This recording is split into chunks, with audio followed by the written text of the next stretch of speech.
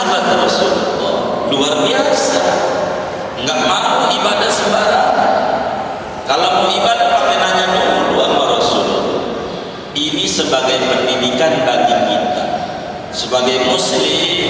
Kalau ada yang nyangkut urusan agama, kudu nanya sama guru yang mukti, guru yang benar.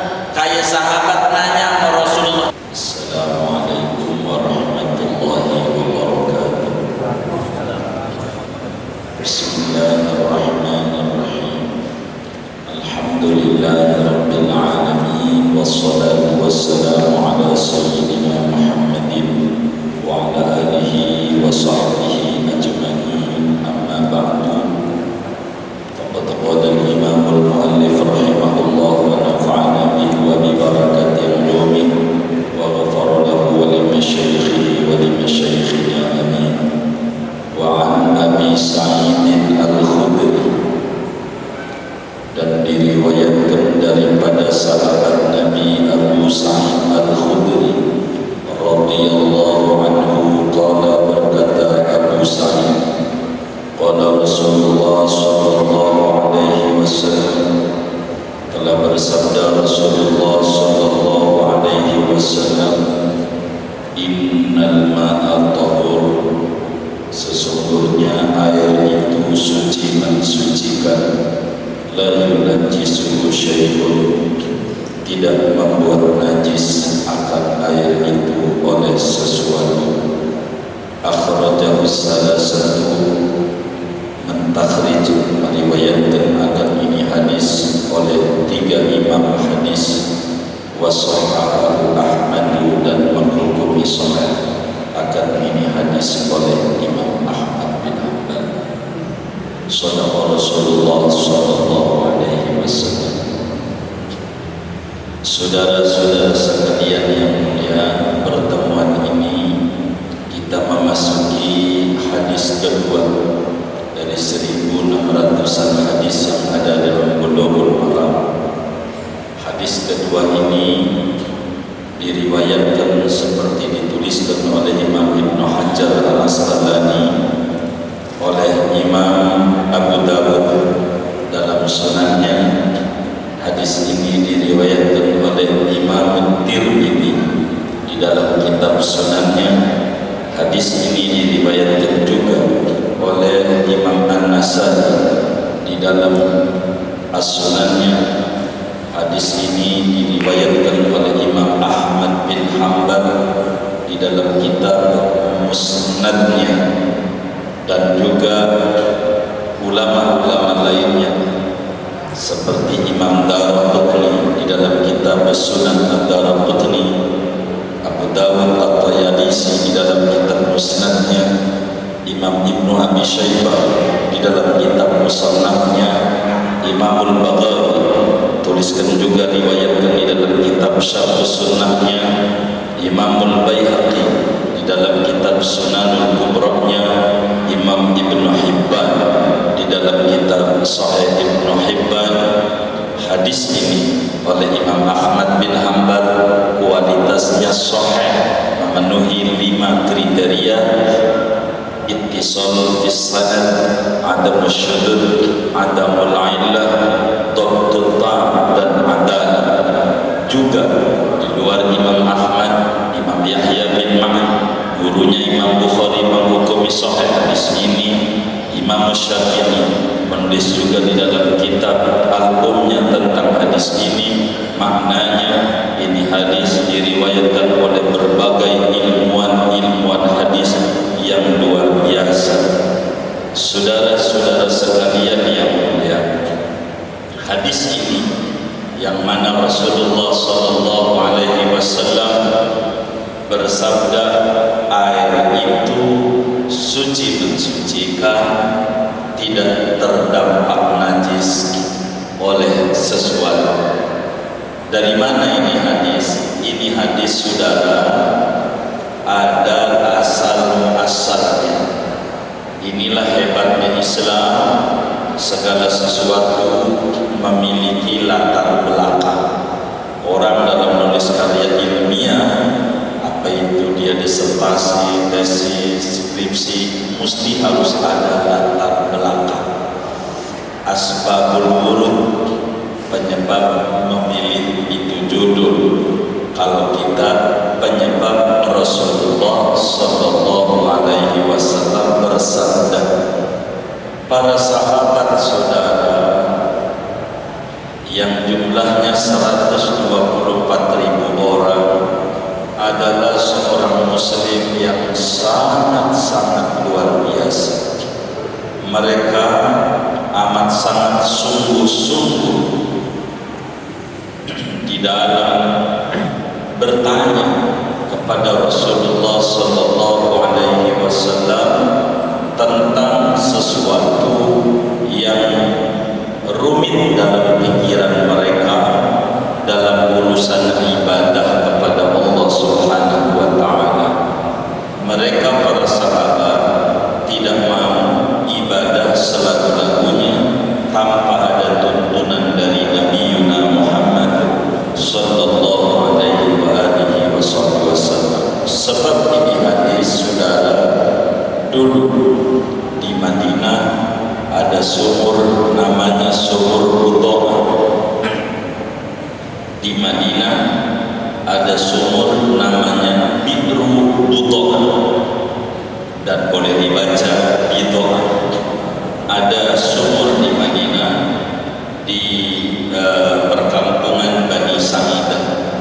Itu sumur ada, namanya disebut Bi'ru Butoah. Sumur itu saudara banyak bekas-bekas penutup perempuan haid. Kalau orang sekarang softtek, banyak masuk softtek ke situ, anti kerut, anti bocor, ekstra panjang. Begitu. Ada softtek masuk ke situ banyak. Di sumur itu juga ada daging bangkai anjing, juga ada dalam sumur itu. Dan begitu juga banyak sampah-sampah yang berbau busuk resminya masuk dalam sumur itu.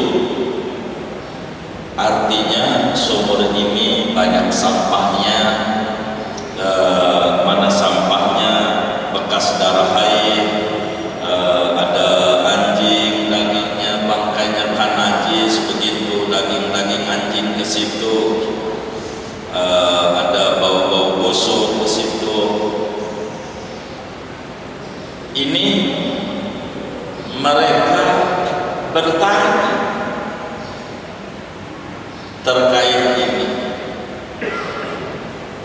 Kata mereka, Nabi, ana tawaddu min Bi'ri Butoah ya Rasulullah. Apakah kami boleh berwudu pakai air dari sumur ini? Bahkan dalam riwayat yang lain, Rasulullah SAW wudu juga dari sumur ini. Imam Syafi'i tulis dalam kitab Al-Um pada jilid 1, itu Rasulullah wudu dari sumur ini. Ada juga sahabat yang keheranan, kok wudu dari sini? Kita harus jelasin dulu tentang kondisi sumur ini. Saudara, kata Imam Al-Khattabi di dalam kitab Ma'alimus Sunan, begitu juga Imam Jalaluddin As-Suyuti di dalam Syarah An-Nasai Zahrul Rubah, menjelaskan jangan sampai ada orang berpikiran para sahabat itu berkehidupan jorok. Tidak.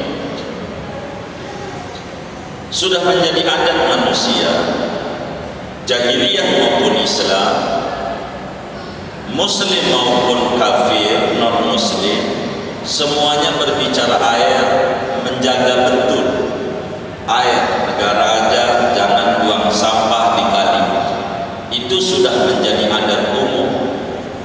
Lebih-lebih para sahabat Rasulullah SAW, orang yang punya keapikan amat sangat luar biasa. Kenapa ini sumur ada bekas bahasa kita orang sote? Kenapa ini ada sampah? Begitu. Ada apa? Sumur ini, saudara, Bi'rul Qudoah ini adanya rada turun lembah, jadi bentuknya turun tanahnya. Jadi sehingga terbawa oleh air hujan, berbagai sampah masuk ke situ. Ini penyebab kenapa sumur itu ada kotoran. Itu satu penyebabnya.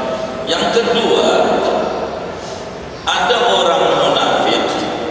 Kata Imam Al-Qaffal, Al-Imam Al-Umran ditulis dalam Al-Bayan, itu ada juga orang munafik suka gangguin muslim. Jadi udah tahu dipakai wudu, lalu ditaruhin begini. Itu begitu. Ini penyebab sumur itu kenapa ada kotoran itu. Kedua, supaya kita memahami, ini sumur kata Imam Abu Dawud di dalam Sunan Abu Dawudnya, seorang tabi'in bertanya tentang kondisi sumur ini, dalamnya seberapa sumur ini, dalam airnya. Dibilang dalamnya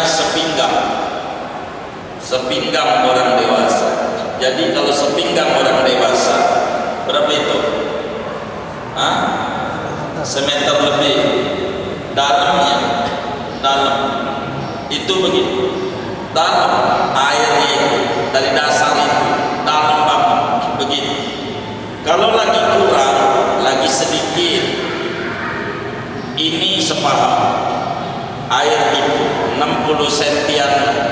Kalau kemudian itu lagi sedikit airnya, singkatnya sumur itu, saudara, berair dengan air yang banyak.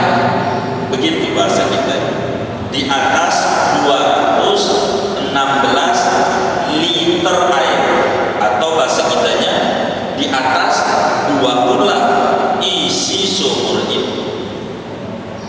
Sumur itu airnya banyak, 2 kula. Standar dalam Islam, air disebut banyak atau dikit adalah 2 kula. 2 kula itu 216 liter air. Bila di atas 216 liter air itu banyak, bila kurang dari itu namanya kategorinya air sedikit. Ini sumur Bidoa, airnya banyak, ada najisnya.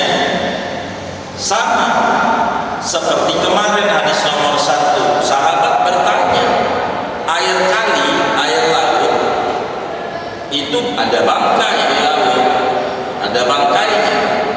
Begitu di laut namanya, macam-macam. Ini juga ada bangkainya, tapi airnya nggak berubah airnya, walaupun ada kotorannya. Normal air, normal, rasanya nggak berubah, baunya nggak berubah, warnanya tidak berubah. Para sahabat ini bingung, dan mereka tidak mau ibadah tanpa ada bimbingan dari Rasulullah SAW. Sehingga para sahabat bertanya, ya Rasulullah, ini bagaimana saya wudu pakai air, airnya banyak, ada kotorannya, tapi tidak bau airnya, rasanya tidak berubah, warnanya juga tidak. Bolehkah saya wudu pakai air kayak begitu? Maka Rasulullah Sallallahu Alaihi Wasallam menjawab dengan jawaban yang luar biasa. Kata Nabi, innal ma'a tahur la yunajjisu syai'un. Kata Nabi, air itu, sumur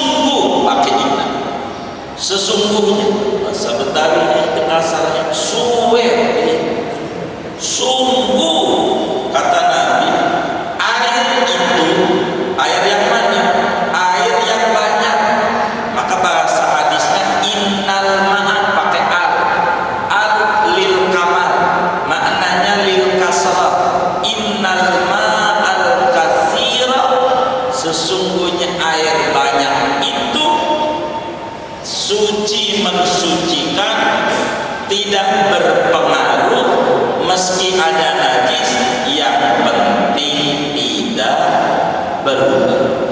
Maka kayak air Cisadane, kali Cisadane disebut kali Jabotabek, Jalma Kebo Tai Bebek kumpul di situ, dipakai wudu boleh, gak ada apa-apa. Kata siapa? Kata Nabi Yuna Muhammad sallallahu alaihi wa alihi wasallam. Namun saudara, kalau kita membaca hadis ini yang diriwayatkan oleh seorang sahabat besar Rasulullah, Nabi kan punya murid 124.000 orang murid bergelar sahabat. Salah satunya Abu Sa'id Al-Khudri, nama aslinya Sa'ad, punya anak tua yang pertama Sa'id, disebut babanya Sa'id. Nama aslinya Sa'ad bin Malik bin Sinan bin Sa'labah bin Ubaid bin Khudri. Maka Abu Sa'id Al-Khudri orang asli Madinah, keturunan Ansar. Abahnya yang namanya Malik gugur waktu perang Uhud, wafat di Uhud bersama Sayyidina Hamzah. Waktu mau perang, Abu Sa'id Al-Khudri diajak oleh abahnya karena ingin ikut perang Uhud. Kata Abu Sa'id, ya Rasulullah, saya pengen ikut perang melawan itu musuh-musuh Islam.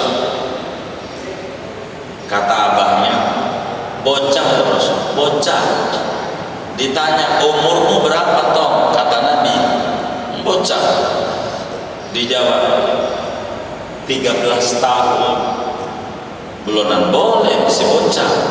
Pulang, gak usah. Maka perang Uhud enggak ikut. Abahnya ikut. Abahnya wafat di medan juang di Uhud. Abahnya daripada Abu Sa'id Al-Khudri. Abu Sa'id Al-Khudri menjadi ulama besar dari kalangan sahabat Rasulullah sallallahu alaihi wasallam. Beliau meriwayatkan hadis 1170 hadis, tersebar dalam berbagai kitab hadis. Salah satunya ini yang kita bedah, hadis Nabi lewat jalur Abu Sa'id Al-Khudri dari 1170 hadis. Abu Sa'id Al-Khudri, saudara, beliau wafat pada tahun 74 Hijriah dalam usia 86 tahun. Abu Sa'id Al-Khudri bilang, Rasulullah sallallahu alaihi wasallam bersabda, sesungguhnya air itu suci mensucikan. Yakni saudara, hadis ini memberi gambaran kepada kita bahwa asalnya air yaitu suci mensucikan. Tidak dihukumi air itu dengan hukum najis kecuali harus ada bukti dan data-data perubahan pada sifat air, baru akan kita hukumi menjadi najis. Selama air masih pada karakter air dari apa yang Allah Subhanahu wa ta'ala ciptakan, dari sononya begitu, baik dari sisi warnanya maupun dari sisi baunya maupun dari sisi rasanya, asal air itu dari sononya begitu, pastikan hukumi air itu dengan suci mensucikan. Seperti air belerang, emang dari sononya bau, bukan kita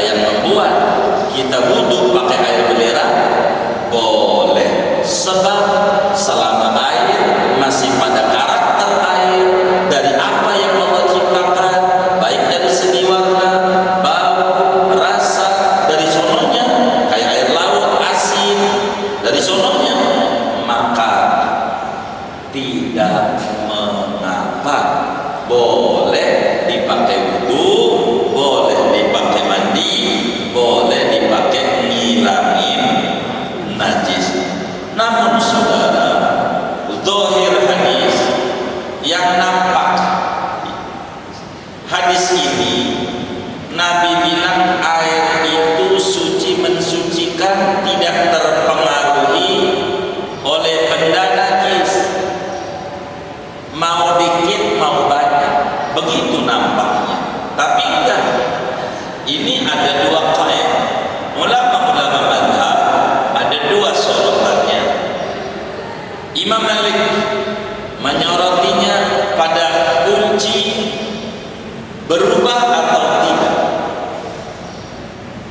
Begitu.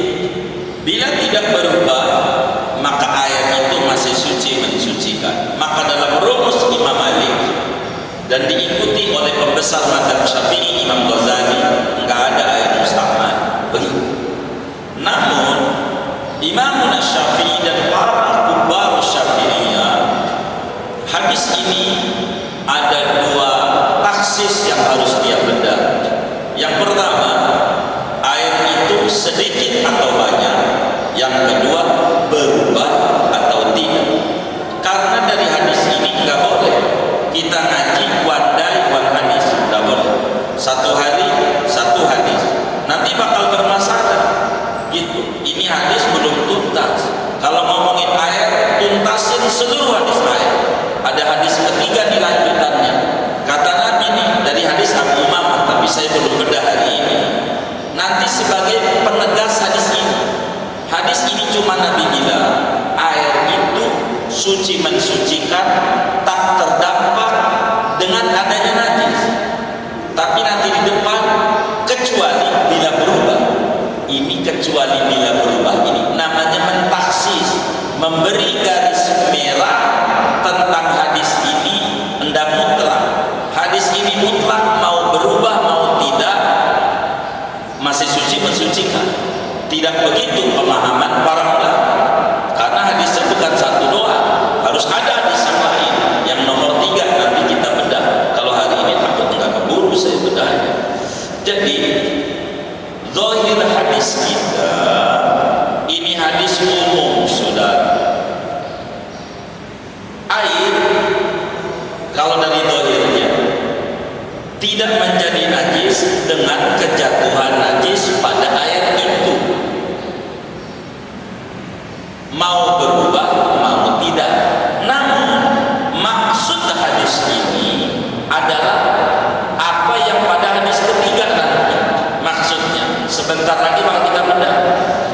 Air banyak itu, maksud hadisnya nih, air banyak itu masih suci mensucikan walaupun ada najis, dengan catatan tidak berubah. Jadi sehingga kalau sampai berubah air itu dengan sebab kejatuhan najis dan airnya banyak, maka air itu menjadi najis. Karena dengan perubahan itu air keluar dari keadaan tahur, suci mensucikan. Hadis ini, saudara sekalian yang mulia, memberi pengertian dalam kita punya mazhab Imam Syafi'i bahwa air terbagi 3. Air terbagi 3. Yang pertama tahur, suci lagi mensucikan. Artinya buat minum boleh, masak boleh, wudu boleh, mandi boleh, ngilangin najis juga boleh. Itu namanya tahur, air suci mensucikan. Dari dohir hadis itu kebaca. Kedua, ada air namanya tidak suci mensucikan. Buat makan boleh, minum boleh, masak boleh, wudu enggak boleh. Air model apa? Teh manis. Jangan wudu, jangan cebok pakai teh manis, semutan. Begitu, benar nggak? Begitu. Kopi jangan, Sprite, Coca-Cola, ini namanya tahir, suci doang. Yang ketiga, ada air tidak suci, tidak mensucikan, yang disebut air najis. Air najis. Mana air najis? Nanti di depan keterangannya, yaitu air banyak terkena najis dan berubah, atau air sedikit terkena najis meski tidak berubah. Ada air di ember kena kencing dikit doang, tetap aja najis meski kagak berubah rasanya, warnanya maupun baunya. Sahabat Rasulullah luar biasa, nggak mau ibadah sembarangan. Kalau mau ibadah pakai nanya dulu sama Rasulullah. Ini sebagai pendidikan bagi kita sebagai muslim. Kalau ada yang nyangkut urusan agama, kudu nanya sama guru yang mutqin, guru yang benar. Kayak sahabat nanya sama Rasulullah, jangan nanya sama Google, jangan nanya sama WA, syekhnya Google, jangan. Nanya sama guru, nanya sama guru. Ini pendidikan, karena Islam menyuruh talaqi. Talaqi itu ngaji kepada guru, itu yang disuruh. Dan ini dilakukan oleh para sahabat. Kalau kebingungan, ini air bagaimana? Enggak kemudian coba browsing. Boleh kayak? Enggak begitu, enggak. Begitu. Karena yang namanya browsing Google itu, medsos itu enggak beda kayak pasar. Sampah ada, barang halal ada, barang haram ada. Kita belum tentu bisa memilah dan memilihnya. Begitulah yang dalam Google, bisa aja dibilang bid'ah, bisa bilang tidak, bisa bilang ini, bilang itu. Nanya, dan orang kudu nanya. Ini diantara pesan-pesan daripada hadis yang kita bedah ini. Sehingga saudara, dari hadis ini kita bisa simpulin air yang boleh buat wudu, air yang boleh buat mandi, air yang boleh buat ngilangin najis. Dari hadis ini air sumur, air sumber. Kiasnya hadis yang kemarin, air laut, air kali. Ada 4. Dari 2 hadis ini ketemu 4. Pertama air laut, udah tuh hadisnya jelas dari Nabi. Kedua air sumur, ini hadisnya. Air sumur di dalamnya ada mata air. Boleh juga kalau ngomong laut, di dalamnya ada kali. Sebab al-bahar dalam bahasa Arab maknanya air banyak, bisa bentuknya laut, bisa bentuknya kali. Maka dari hadis pertama air laut, air kali, ya hadis ini air sumur dan mata air. Udah 4. Di luar ini ada 3 lagi dari ayat Quran. Allah nyatakan wa nunazzilu minas samaa'i ma'an tahura. Allah turunkan dari langit air suci mensucikan hujan. Ada lagi di dalam hujan ada salju dan ada embun. Tandanya Rasulullah SAW dalam hadis yang sahih berdoa, Allahumma ghsilni khotoyaya bil ma'i was salji wal barad. Doa kita tuh, Tuhan bersihkan saya punya dosa dengan air salju, air embun. Ini diantara air-air yang boleh buat ngilangin najis, boleh ngilang ngangkat hadas dari hadis ini. Sehingga saudara,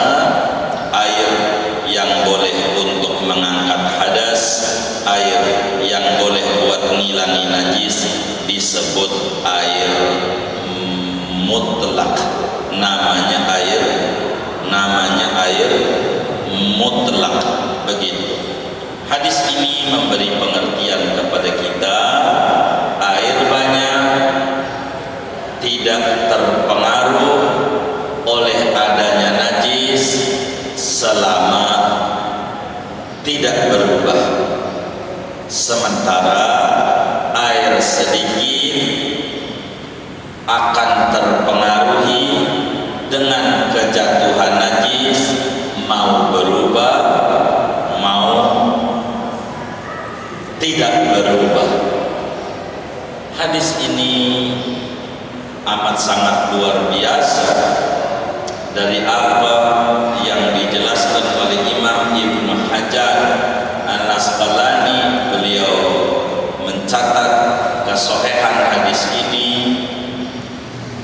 dan Imam Tirmidzi menghukumi hasan hadis ini, hadis untuk hukum minimal hasan dan kalau bisa sahih untuk hukum. Tapi perlu diketahui, enggak semua hadis sahih menjadi dasar hukum. Tapi untuk memproduk hukum, karena kajian kita adalah kajian hukum menggunakan dengan referensi hadis langsung, maka kalau untuk hukum hadis kudu sahih minimal hasan. Tapi harus kita paham, tidak semua hadis sahih bisa jadi dasar hukum, bisa saja teramandemen oleh hadis yang lain. Nanti kita bedah satu demi satu dari apa yang kita bedah dari hadis yang kita pelajari ini. Oleh karena itu, saudara-saudara sekalian, air begitu banyak tidak berpengaruh dengan kejatuhan najis selama tidak berubah. Dan ini yang membingungkan para sahabat, bolehkah air yang ada najisnya sementara tidak berubah dipakai buat wudu? Sehingga mereka bertanya kepada Nabi Muhammad sallallahu alaihi wasallam agar supaya mereka tahu ibadahnya biar benar sesuai tuntunan Rasulullah tentang hukum suci atau najisnya air.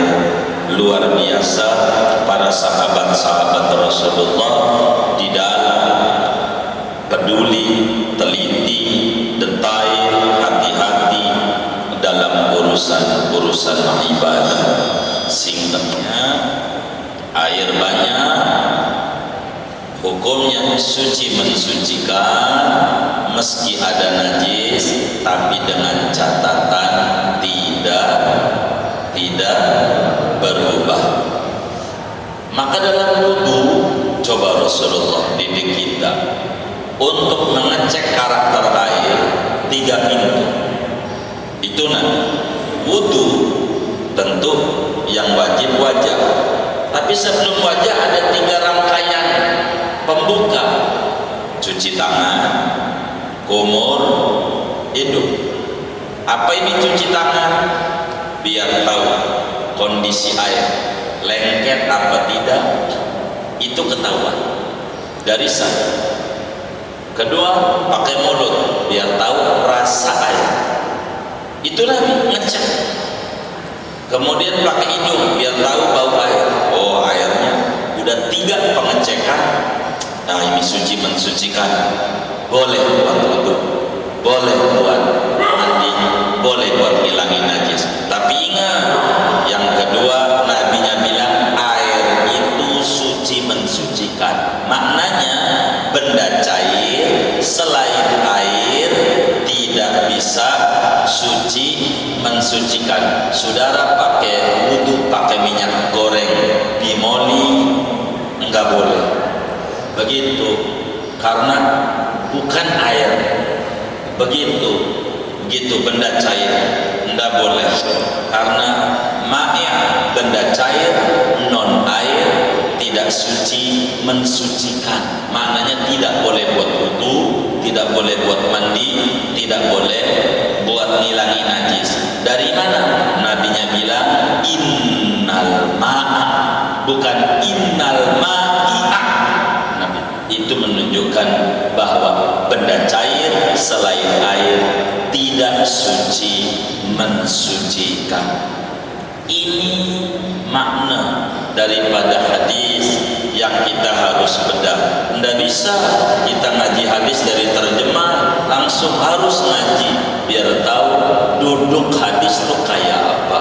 Dan ini yang kemudian muncul, ada madhab Hanafi, madhab Maliki, madhab Hambali, madhab Syafi'i.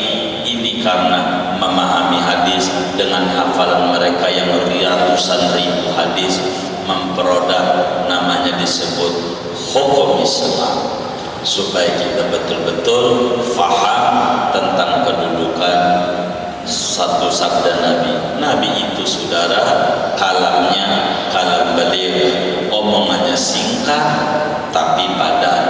Itulah Nabi, omongannya dikit tapi kandungan maknanya begitu luas dan begitu banyak. Mudah-mudahan Allah beri kita semua pemahaman yang bagus tentang kalam Allah dan kalam Rasulullah. Amin ya rabbal alamin. Segini dulu. Ada yang ditanya mungkin dari materi ini atau di luarnya, dipersilakan.